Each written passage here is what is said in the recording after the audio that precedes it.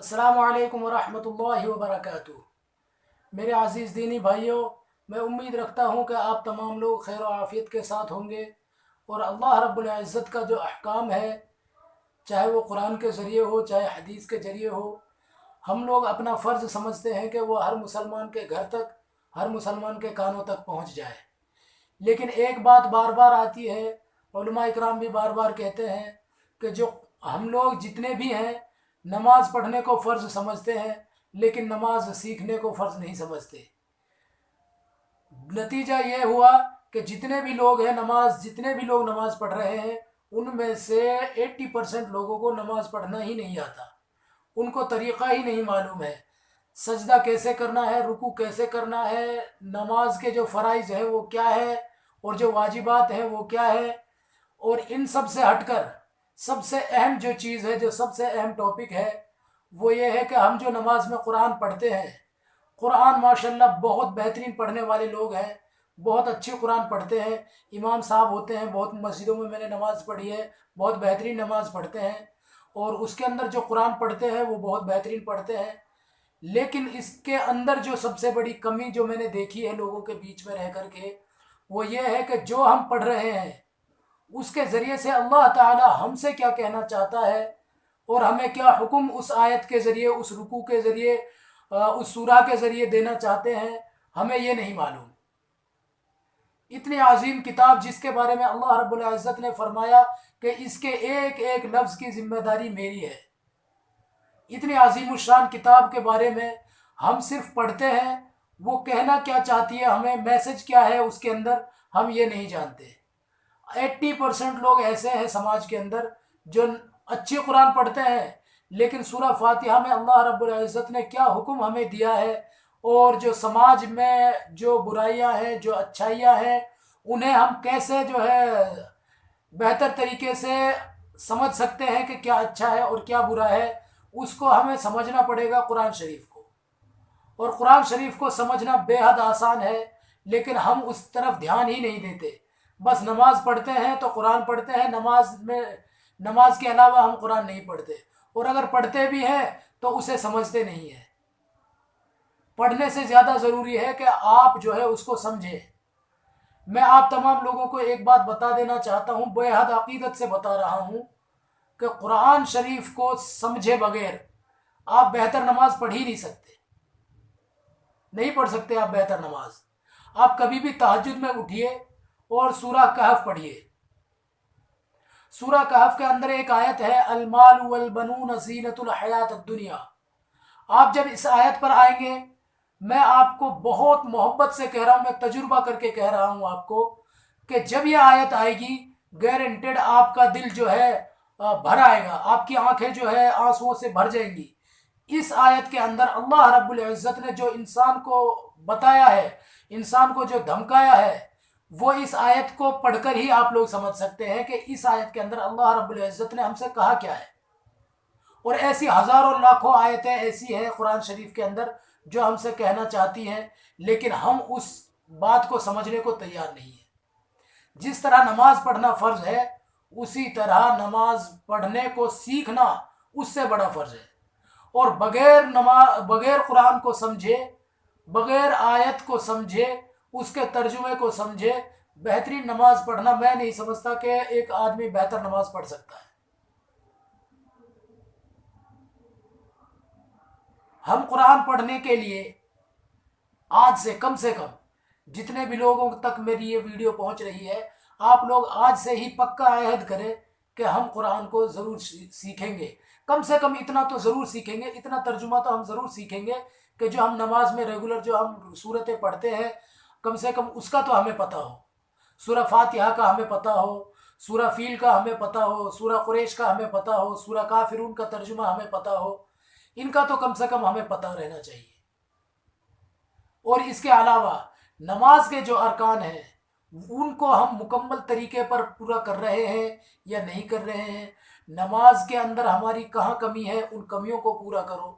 वज़ू के अंदर कहाँ कमी है, उन कमियों को पूरा करो। जब तक आप बेहतर नमाज नहीं पढ़ेंगे, तब तक जो है अल्लाह ताला की मदद आप तक पहुँचना बहुत मुश्किल है। अल्लाह रब्बुल इज़्ज़त ने खुद कुरान में फरमाया है کہ اگر تم مجھ سے مدد مانگنا چاہتے ہو تو نماز اور قرآن کے ذریعے مانگو، اور ہم قرآن اور نماز کو چھوڑ کر کے کہیں اور جگہ سے ہی مدد کی امید لگائے ہوئے ہیں۔ یاد رکھو کہ قرآن پڑھنا اتنا ہی ضروری فرض ہے، اتنا ہی بڑا فرض ہے جتنا آپ اور تمام لوگ جو ہے نماز کو فرض سمجھتے ہیں۔ علم کو سیکھنا فرض عین ہے ہر مومن مرد اور عورت پر، اسی لیے خود بھی نماز سیکھو، بہترین طریقے سے سیکھو، اور اپنے بچوں کو لازمی نماز پڑھنا سکھاؤ، انہیں اس چیز کی تعلیم دو کہ نماز پڑھنا کس قدر فرض ہے۔ حالت جنگ میں بھی جو ہے نماز معاف نہیں ہے۔ اگر کسی شخص کو یہ پتا ہو، اس کو اگر ڈاکٹر نے کہہ دیا ہو کہ آپ آدھا گھنٹے کا آپ کے پاس وقت ہے، اس کے بعد آپ دنیا سے چلے جائیں گے، اگر نماز کا وقت ہو گیا تو وہ اس وقت بھی معاف نہیں ہے۔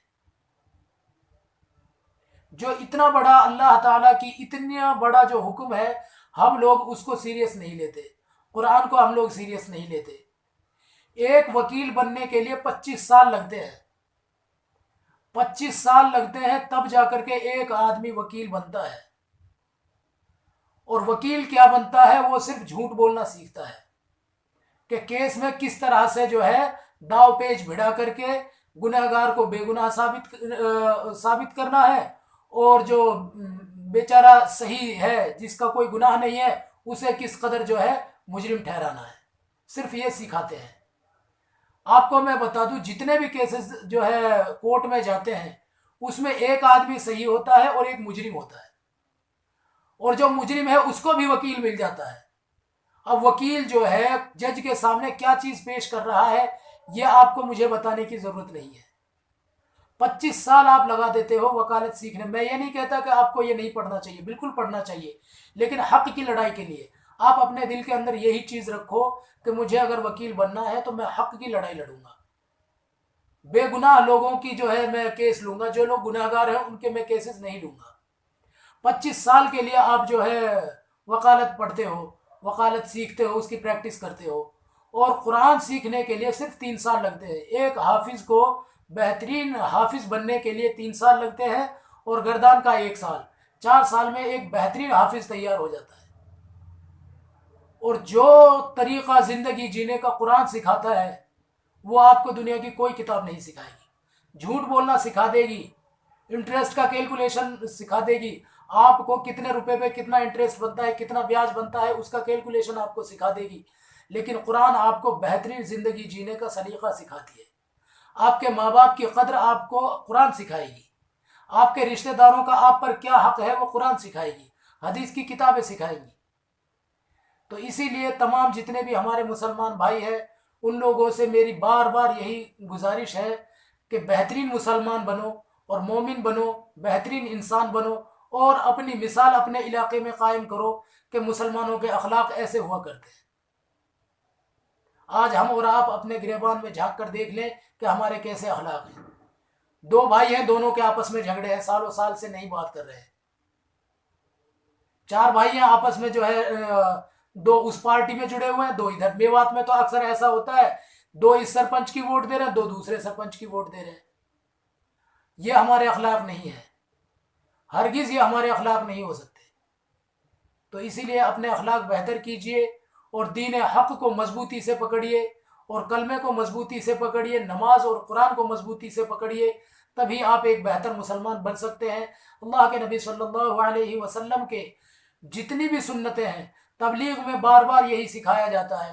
آپ کو بیت الخلاء میں جانا ہے، اس کے اندر جانے کی کیا دعا ہے، اس سے باہر نکلنے کی کیا دعا ہے، آپ کو جو کھانا کھانا ہے دسترخوان بچھا کر کھانا ہے کیا دعا پڑھنی ہے، بیچ بیچ میں آپ کو کیا پڑھنا ہے، اتنی ساری چیزیں آپ کو سکھائی جاتی ہیں، لیکن جب تک آپ جماعت میں ہوتے ہو ان کو ادا کرتے ہو، اس کے بعد جب گھر آ جاتے ہو تو آپ گھر میں جو ہے وہی پرانی ڈگر پہ آ جاتے ہو۔